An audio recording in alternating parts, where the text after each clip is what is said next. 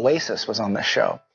And I remember sitting backstage, and I got my sideways hat on, and I got my fucking nose piercings and crazy shit. And had the doors open up, and here come all these guys in trench coats with Beatles haircuts.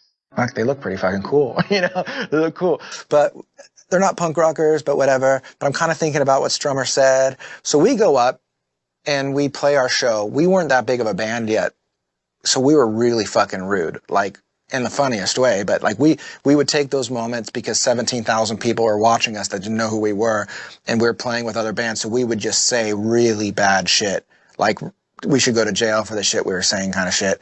And it was funny. So we get off stage, I'm covered in sweat, the door flies open, and here comes the singer of Oasis, Liam. And he goes, "Are you guys Blink-182?" And I said, "Yeah." And he pauses, and he goes, "You're the best I've seen in America." I'm all, "You like us?" He goes, "I didn't say that, but you're the best I've seen in America." And he slammed the door. And I looked at everyone else. I go, "Oh my God, that was the most punk rock dude I've ever met in my life." The whole experience, I became the biggest Oasis fan after that, where from that day forward, I stopped listening to punk rock music and I started listening to everything. Because I think we all love, I love Oasis. And we've played shows with them before where I look at them and I'm like, that's the greatest rock band I've ever seen in my life. They just stand there. It's not like they're bouncing around the stage. And to know that like they're out there somewhere, but they won't come together to do the thing that everybody loves so much. Yeah. Just do it, man. Like we're dying for it. And so, and we like they're nice people. We've known Noel and Liam and all of them for years.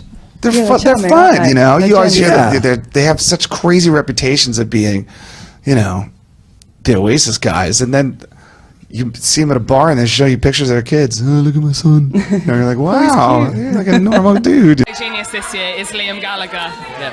Are you fans? What does he mean to you? The world. He means everything. Liam's amazing. I'm sorry to say this, viewers at home, but there wouldn't be us if there wasn't him. Exactly. Do you remember how Oasis and Liam first came into your lives? Yeah, I can remember it.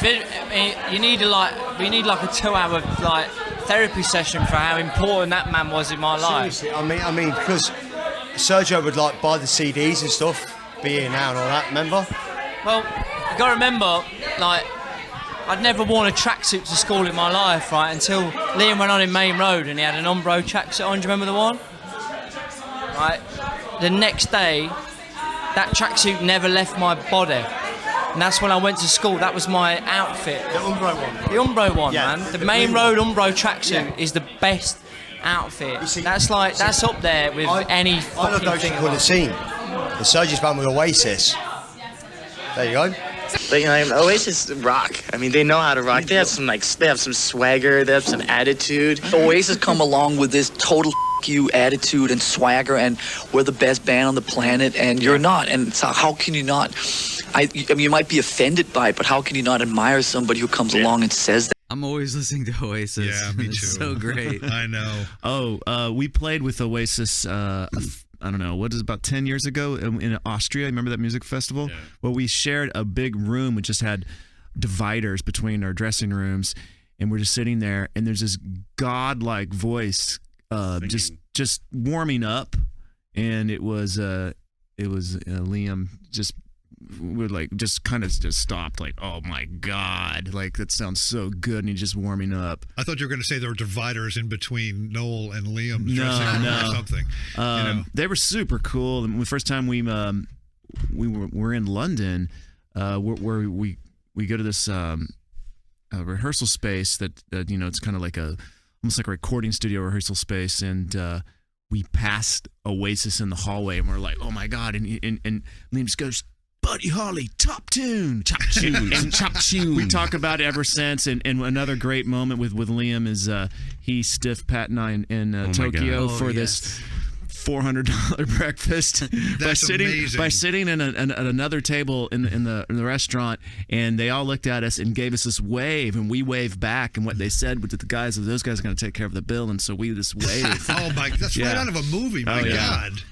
It was great. They've got a lot of pluck, those Gallaghers. Talks about being on a plane with me and that I'm watching Little House on the Prairie. Yes. I need to correct it.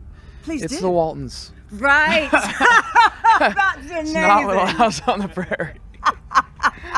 I don't know if that makes me any cooler to anybody, but it's the Waltons. It's not Get Little it House right, on the Prairie. Liam. Come on. And we asked for a couple of questions from the fans, and Liam's mentioned again because Lisa said that moment on stage at Lollapalooza. That was incredible for me, yeah. So for those that haven't seen the clip, it's a moment of pure joy where Liam joins you on stage for all these things that I've done. You have a hug.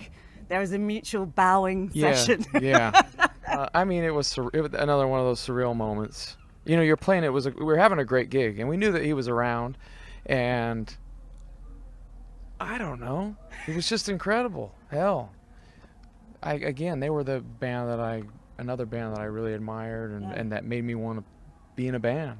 And so I owe a lot to him and to Oasis, and to have him pay any kind of respect like that was just incredible. Yeah, I mean, that is kind of quoted as your defining moment of this is what I want to do for the rest of my life, is being an Oasis It's a true gig. story, yeah. At the Hard Rock in Las Vegas, and I couldn't get tickets, and we went to the Hard Rock anyway, and we were walking around, and some people handed us their tickets on their way out, and I was able to see the encore, and they did Don't Look Back in Anger, and they did I Am the Walrus, but the communal thing that was happening, that experience during Don't Look Back in Anger, I just had never felt anything like that before at a rock concert, and I knew I wanted guitars, and I wanted to write songs like that, and it really lit a fire under me, I think. What year would that have been? I mean, thinking early 90s? It would have been 99, it would have been 2000. Oh, Right, okay, 2000, okay. Again, cut from that moment to you being at that gig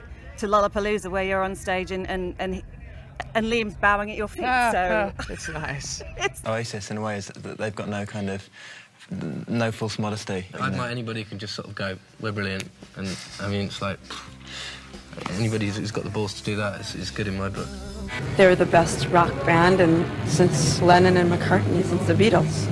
He's just sort of standing with his hands behind his back and bellows into the microphone. Yeah. You know, it's interesting because the recordings that he's doing at the moment, I think they exhibit a kind of a subtlety and a magic that is not coming across on the stage. He's got two drummers, you know, so it's a bit like the Fratellis or something. You know, it's got that kind of double drummer thing going on. It's very powerful. Yeah. Live. But yeah, I'm looking forward to the new album because I love the last one. I like Noel's new albums as well, his latest work. You know, I think they're interesting because they're both doing very, very different things in a way. Yeah. You know, Noel's doing soundscapey stuff. It's really kind of rich and almost psychedelic. And Noel's trying to write songs. He's learning still to write songs. It's a craft he's developing. You know, he was thrown into it. He didn't want to have to do it. But it just goes to show, you know, I think anybody can write songs if they've got the patience.